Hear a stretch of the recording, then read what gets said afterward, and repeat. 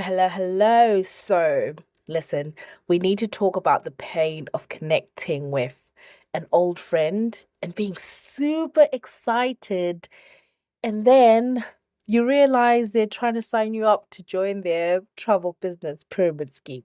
Like, we need to talk about that. So, that is on the agenda today. And I know some of you know very well what I'm talking about.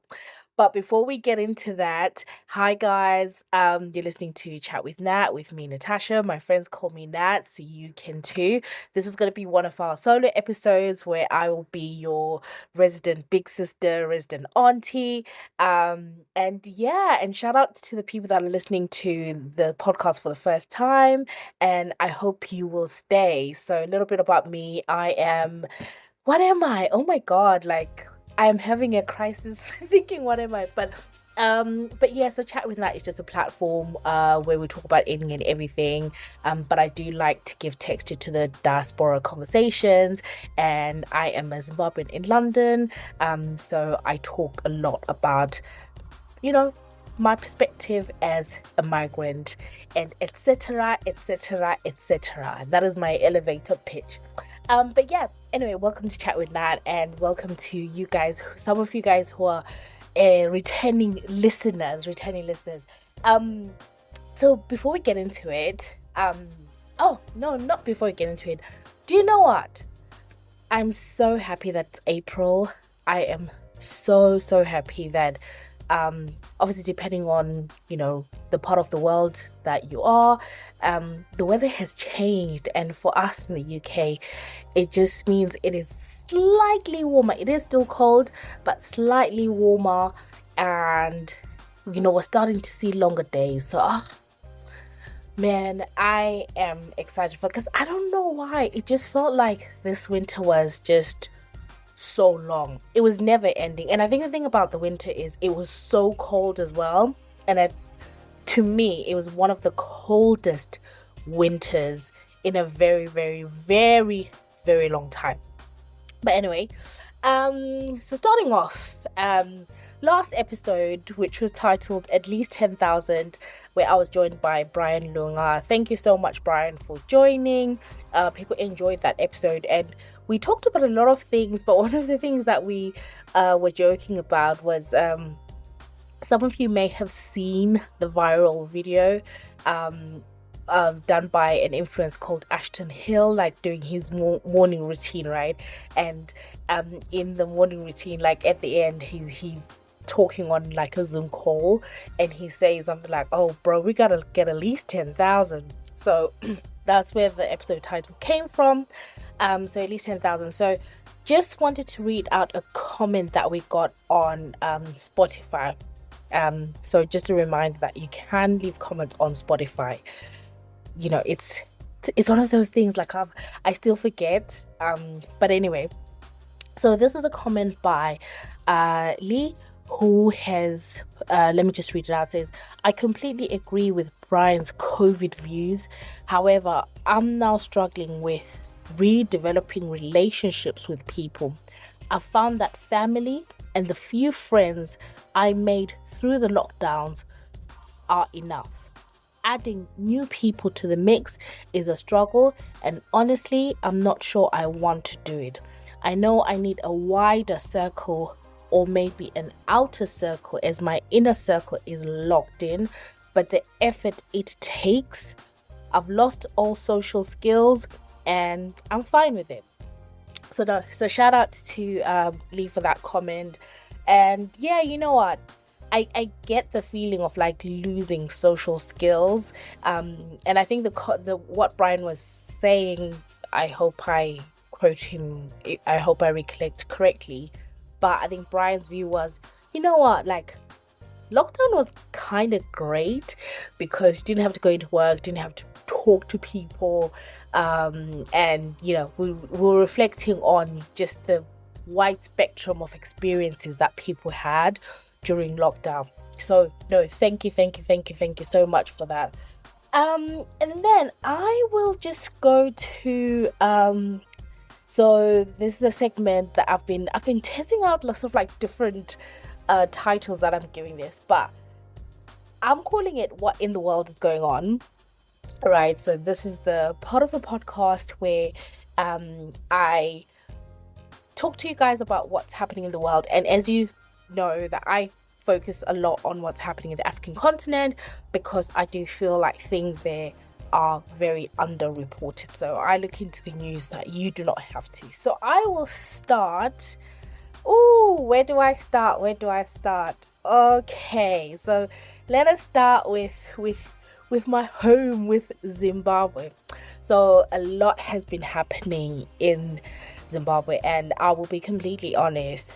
I have intentionally disassociated from a lot of the political stuff that's happening in Zimbabwe because I found it stressful and yeah. But anyway, there has been activity.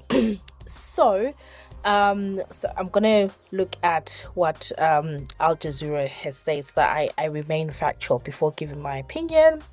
um so on the 31st of March, there was supposed to be there was a call to protest the government, President Mnangagwa's government, which kind of turned into a shutdown, really, as people stayed away. But the police, it's reported that the police arrested about 95 people for taking part in demonstrations that were calling for President Mnangagwa to leave office. And a large police deployment in Harare, Zimbabwe, and other cities largely neutralized a call by war veterans for large protests against plans to extend Mnangagwa's rule. So President Mnangagwa is serving his second term, and according to the Zimbabwean constitution, the president can only serve 2 terms. You'll remember, if you are Zimbabwean or you follow Zimbabwean related things, that we had a new constitution some years ago, and that was one of the provisions in the new constitution, that there were now term limits. President Mnangagwa and some of his supporters have, I think, directly or indirectly talked about serving a third term. And, there's been a discussion about, 2030, we're going to be there. I don't want to butcher the Shona saying, and it's not coming to mind, but something about 2030 they'll be there. So this is the call is coming from the house. So it sounds like these are war veterans who are, largely against this happening, right? President Mnangagwa serving a third term. And the Al Jazeera report goes on to say independence war veterans led by Blessed Geza, who previously supported Mnangagwa, but have now turned against him, accusing him of seeking to cling to power. Um, and yeah, so that's really what's happening. And Blessed Geza, my understanding is a former war veteran and was a previous member of parliament and an intelligence officer as well, and has been growing a following on social media across the different platforms, and there's been a lot of fanfare around it, right? um so this is where I will interject with my opinion. So I think it's interesting, um, but for people who have been following the ongoings and the happenings in Zimbabwe, this is very deja vu because it seems like this is infighting within ZANU-PF, within the same political party. So, and it's targeting President Mnangagwa. There doesn't seem to be any effort to really target the sort of like structural issues, and the fact that really in any thriving democracy, right, you would have seen a change in parties that are leading the country, right? It's there just isn't any thriving democracy where one party would be in power for 30 plus years, right? Which is what's happened with Zimbabwe. So for me, I feel like if you watch Titanic, right? And you know when they pulled out the violins and it because because it was clear that things ain't looking good. To me, this feels like that scene in the Titanic, the violins are playing, and then someone is trying to rearrange the chairs, right? But no one is dealing with the fact that the Titanic is approaching an iceberg. So that this is what's happening in my opinion, right? And I think sometimes we spend so much energy focused and supporting whatever horse that people in the ruling party, are putting forward. And it's not to say, I mean, some may argue that, you know, any steps to democratization, you need to cling on and hold on to things that are happening. And listen, I'm not here to argue otherwise because, as I said, I purposely just have not been as close to the happenings of what's happening in Zimbabwe. But this is just sharing with you guys and some of you who, like me, have not been very close to this stuff. So very interesting. We'll see what goes on. I will try to add a clip, which is Blessed Geza speaking. The audio is not really great, but I'll try and add it after this. So, Cheptanga, I want to thank you, Zimbabweans, for heeding our call to take action. I've been in the streets of Harare this morning to assess the situation. The streets were empty, absolutely empty. And I received similar reports from other cities. This is very encouraging. You have sent a clear message that you want Emerson and his corrupt cabal, Zigananda. That's that. And then moving on, so staying within the southern part of the continent, which is where I think we'll stay today. I came across, well, it was funny to me, right? Because the headline was Zambia president orders ministers to stop sleeping in cabinet. And yeah, so basically, there's a clip where, you know, President Hichilema says, I don't know if I'm saying that right, Hichilema, right?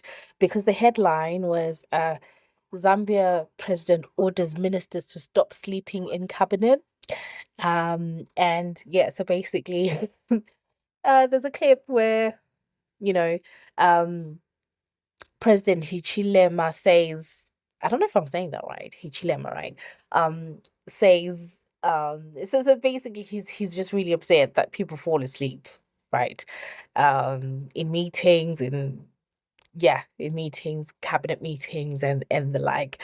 And he then goes on to say, I've tried talking about this in private, but I'm purposely speaking about this in public. That was hilarious to me. When you are in public office, you must have self-censure, self-control, not to overindulge, not to extend long hours. In cabinet, somebody is sleeping at 10 hours. The question is that, where were they? At 10 hours, if you can start gonking there, to me, that is a crime, a serious crime. So how do you participate in a meeting where at 10 hours in a cabinet meeting you are sleeping? Just come on. What's the issue? Self-control, indulgence, self-control. The message is that you are not interested in the deliberation of cabinet on behalf of all of this. So why are you sitting there? Self-control, Even the Bible says, if you overindulge, you destroy yourself. Even if you have a good brain, you destroy yourself. I chose to say this in public. I've been saying it to my colleagues over and over.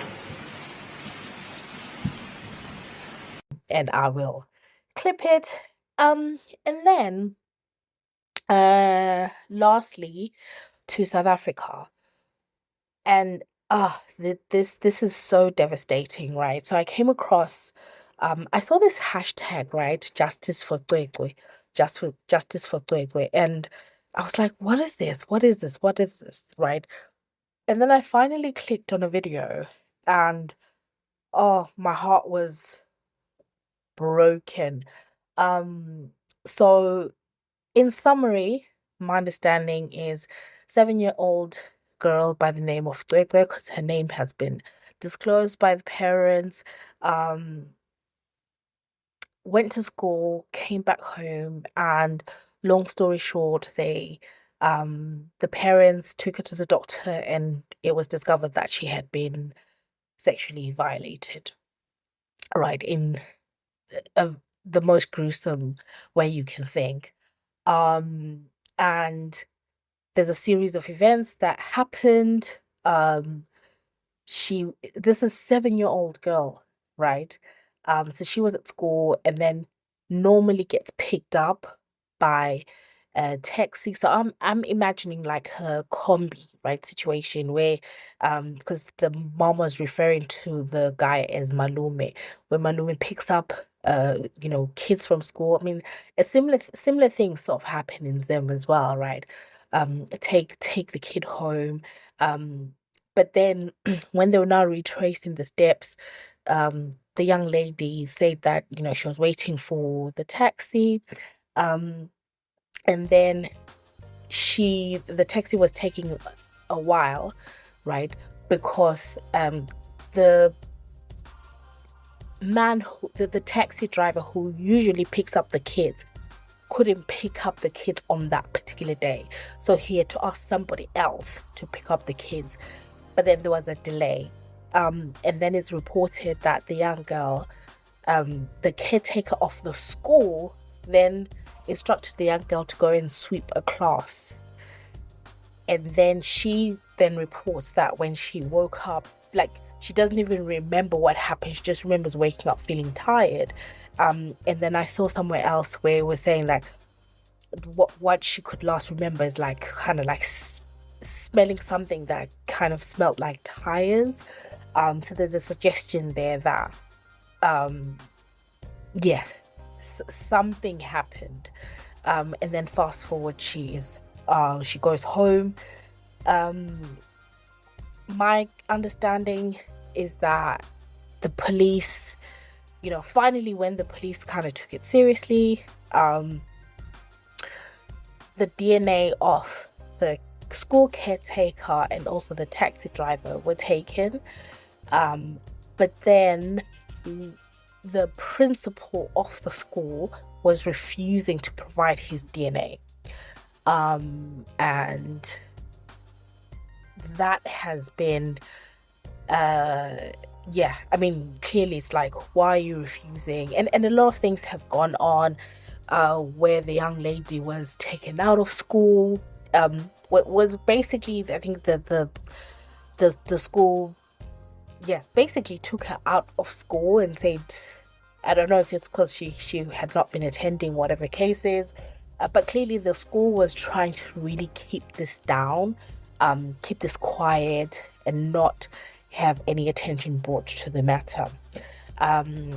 So people have been protesting, signing petitions for the principal's DNA, for the principal to be compelled to provide his DNA so that the police can do their investigation. But I think what was kind of concerning and alarming to people was that the principal was now being represented by AfriForum, an organization that we've talked about on this podcast. And because it's like, well, if you have nothing to hide, why then, why are you doing what you're doing? And I believe today or yesterday that it's now reported that the principal has complied and provided the DNA. But again, we are now in April 2025.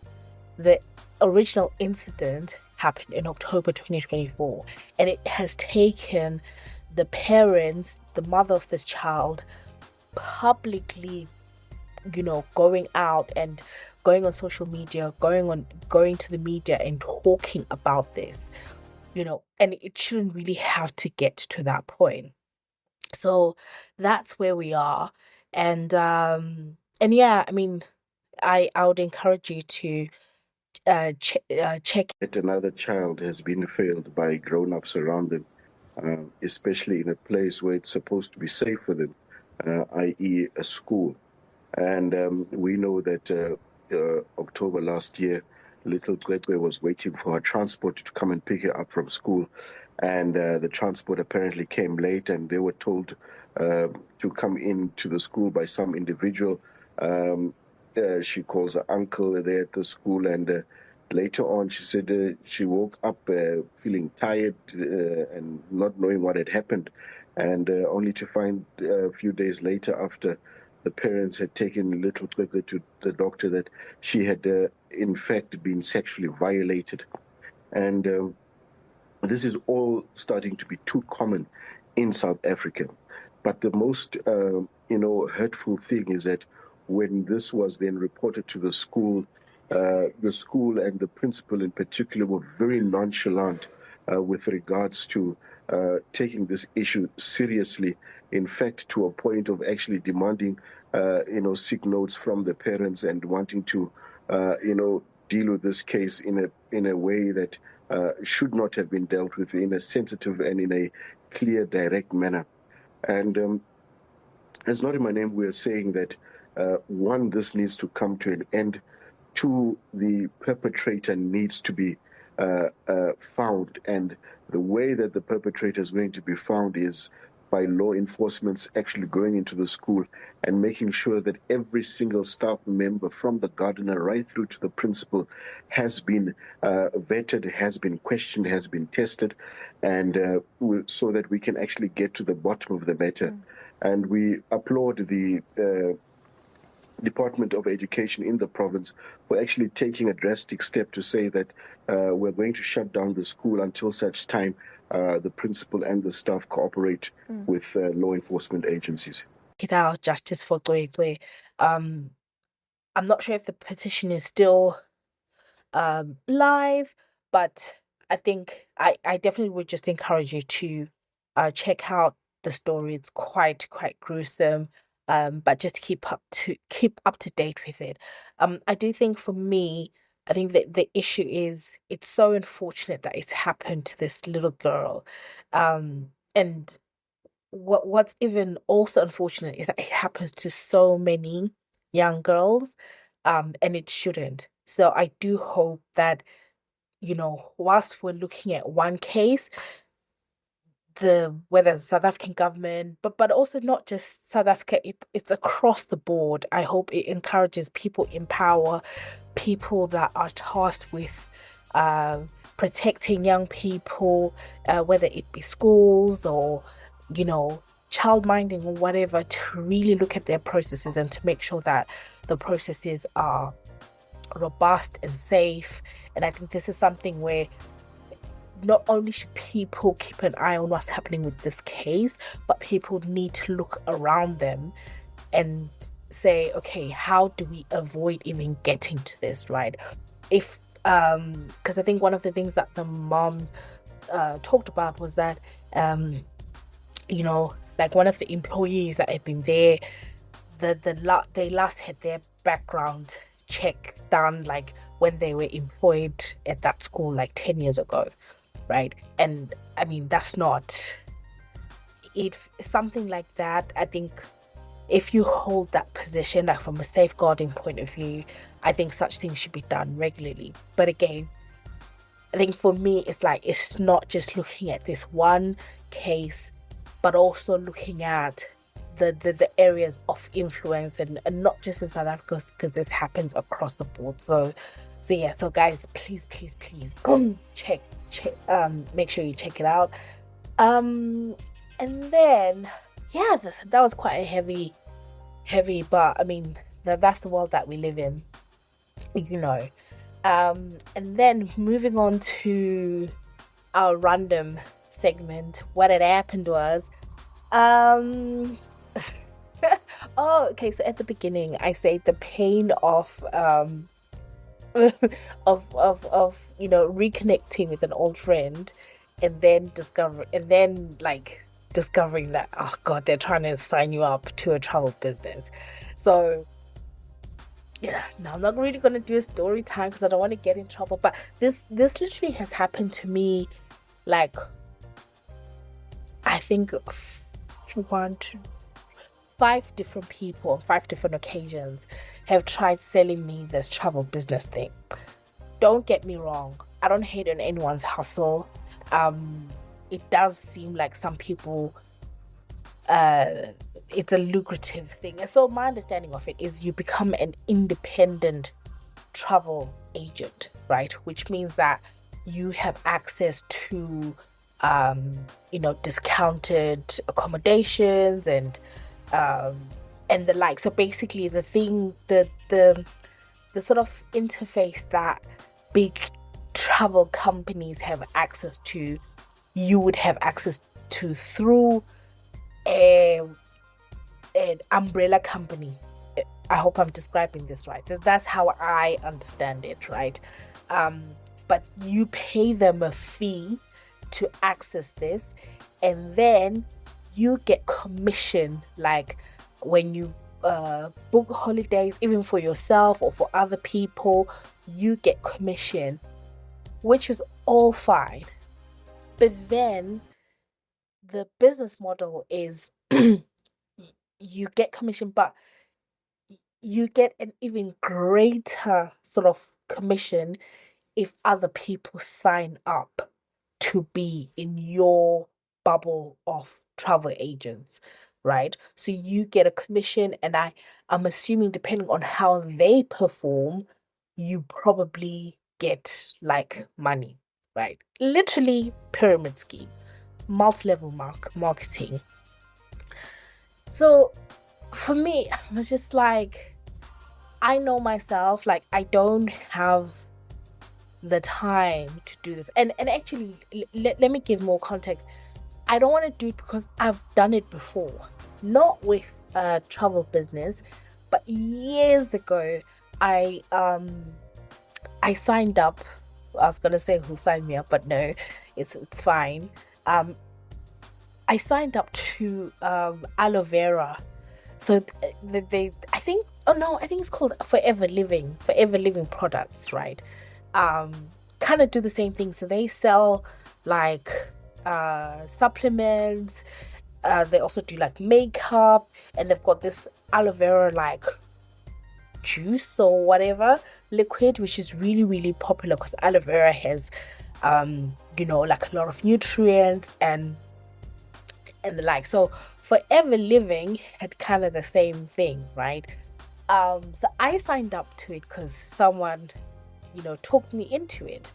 And at the time, I remember, this is years ago, I think I must have paid like £250, which was a lot of, I mean, it's a lot of money now, but this is probably 10 plus years. I remember, like, I was in my early 20s. So 10 plus years ago, I mean. And that was, but then, the big talk, like, oh, you can get this amount, you can get this, you can get that. So I did that, and then I was focusing on the makeup products, right? Don't get me wrong, the products themselves, I think they were good. But then what that was difficult was that you literally have to be that person who's always hyping up your product, right? Essentially selling it. You're like a salesman, right? But you're now like a salesman who doesn't turn it off, because you are always trying to get people to either buy or sign up. And with the sign up, you get more, right? And sometimes I think these things work for, so for example, with the Forever Living product, there were people, when you go to like to the big meetings, people be telling you, I made six figures, I did this. But I remember this one example. It was a couple, and they actually have like a kind of like a news agent, like a small store, right? And they were saying, oh, they sell their forever living products there, right? And they have a store which has been like, part of whatever community they're in for years. So of course they're going to get customers, because when people go to the actual store, right, like they will be able to like pick up the products. They already have a setup that allows, for that to happen in a way that's not like, you're randomly visiting your friends and family, then you start taking out forever living products, right? Which is what essentially I was kind of doing. But to be fair, I think I tried for like 3 months and I thought, nah. Because I was literally like going everywhere, carrying like the makeup and everything. And again, like I said, some people are really, really successful at that sort of thing, right? And I think with me, because sometimes I guess I kind of give out like an extrovert kind of vibe. People are like, oh yeah, she would, she would do well.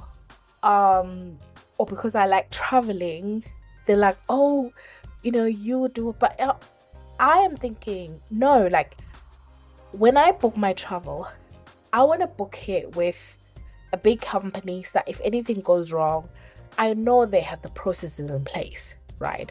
And then secondly, I do not want that responsibility on me, right? If I book you your travel and something goes wrong, like something goes wrong, like, and then you're calling me, obviously I'm sure like, you know, maybe there's insurance and stuff, but I just do not want that burden. Or if I book you something and you go to wherever you go to Albania, to Turkey, and then you're like, oh my god, I really didn't enjoy it, I didn't like it, I didn't like the hotel, I didn't like this, I do not want that burden, right?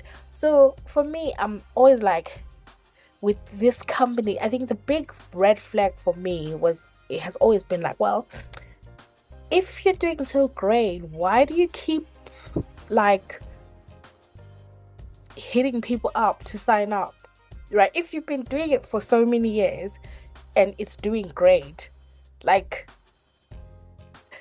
I would expect you not to be like, I don't know. I'll give you another example. I have someone I know, right, who started a kind of like day party, kind of, not day party. I think he does like, sometimes it's day parties, like DJing, right? But they do like these kind of like Caribbean kind of experiences.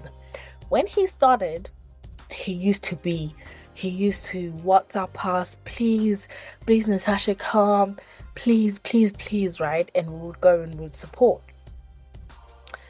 Now, do I get a message? No. Do you know why? Because he's doing so well. Literally, as soon as the event goes up, the tickets probably go in minutes, right? So I'm like, good. That is proof of concept.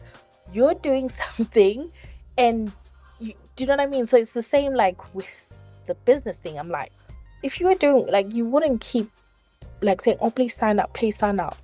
But anyway, but again, I hope I haven't come across as downing people's hustles.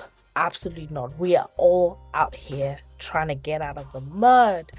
But I'm just saying, it can be a bit like, okay, like, and I'm also saying it as somebody who once was kind of in like a pyramid scheme type situation. And I'm sure like when I was approaching people, like, oh god, she's about to start selling us this forever living makeup or aloe vera makeup. I'm sure there were people like that. But yeah, I just had to get that one out of my spirit. But I just shared that because I tweeted it, and like, like sometimes you just tweet things that you just think like, and And a lot of people were like, yeah, me too, me too. I was like, so this is a phenomenon, something like a phenomenon. But yes, okay, no, I'll keep this short. I wanted to quickly talk about adolescence, but I will save it. I'll save it for because I want to have a proper discussion about that. I will save it. I also just want to say oh god, I love Tyler Perry. Like I am a Tyler Perry fan. Like I'm a Tyler Perry fan. Like I watched his, like when he was doing the plays, Mr. and Mrs. Brown. Like before Tyler was on TV movies. Like I am that Tyler Perry fan. I am such a Tyler Perry fan. I created a Facebook group, like a Tyler Perry appreciation. I still get like, notifications of people like, I want to join, like, yeah, it was like a group thing. But I am that Tyler Perry fan. So I love his success. I like when I see him, I'm like, wow, Tyler, we've come from far. So I just that disclaimer, right? And then listen, if I say Tyler Perry project, because I feel like I'm part of the original crew, I will always press play. But baby, I press play on Duplicity. How do you say Duplicity? Yo, guys. Tyler, please stop. Tyler, honestly. It was so bad. It was so bad. I was watching it and I was thinking, okay, so this has happened. So, okay, so what's going on? And then there was a twist and I was like, Tyler Perry, nah. You know what I've always thought to myself was like, I've always thought, I really wish Tyler Perry, for one of his projects, I wish he could write a script and then join forces with like some British writers, right? I don't know if you guys watched Mea Culpa, the one with Kelly Rowland. I always think that was such a good movie, but Tyler just overdid it in parts, and I think a British writer would have worked magic. A British writer and director would have done, like, they would have turned Mea Culpa into, because he's got the story, but sometimes it's just things are overemphasized. Listen, obviously, Tyler is much, much more successful than I. But yeah, so I don't know if you guys have, I don't even want to say check out Duplicity because I feel like I don't want to put you through that pain. But yeah, I mean, if you have 2 hours or so to waste, definitely check it out, or to be amused, check it out. But if you've seen it, let me know. But yeah, I'm so sorry. This is much longer than I wanted it to be. If you've got to this part of the podcast, please tell me. Please tell me.